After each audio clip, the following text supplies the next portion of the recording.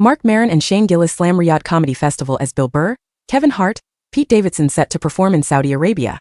From the folks that brought you 9/11, Saudi Arabia's upcoming Riyadh Comedy Festival is drawing controversy with several U.S. comedians blasting the star-studded event and Human Rights Watch asking participating artists to request a meeting about Saudi Arabia's human rights crisis. The org said in a statement.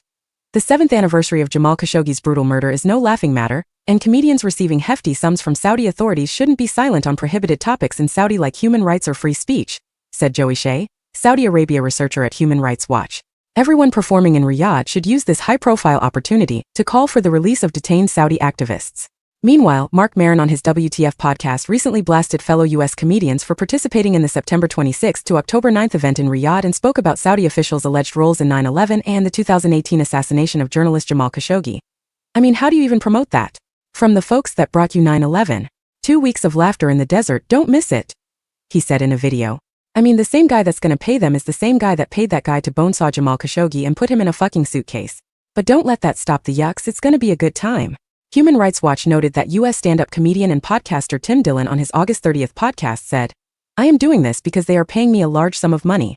Dillon on the podcast said the Saudi festival was paying him $375,000 for the one show on October 8th, and that other performers were offered as much as $1.6 million. They bought comedy, Dillon added. Do I have issues with the policies towards freedom of speech? Of course I do, but I believe in my own financial well-being, he added. Interestingly, as Human Rights Watch reported on September 20th, Dillon announced that his performance had been cancelled after Saudi authorities were allegedly unhappy about his comedic remarks on the treatment of migrant workers and other human rights issues. I addressed it in a funny way and they fired me, he said. Another U.S. comedian, Gillis, said on his secret podcast that he turned down a significant bag for an appearance at the festival, even after they doubled their offer. I took a principled stand. You don't 9/11 your friends, he said. Human Rights Watch pointed out that Jimmy Carr, who is co-headlining the festival on October 6th, does not list his appearance in Saudi Arabia on his website or on his social media.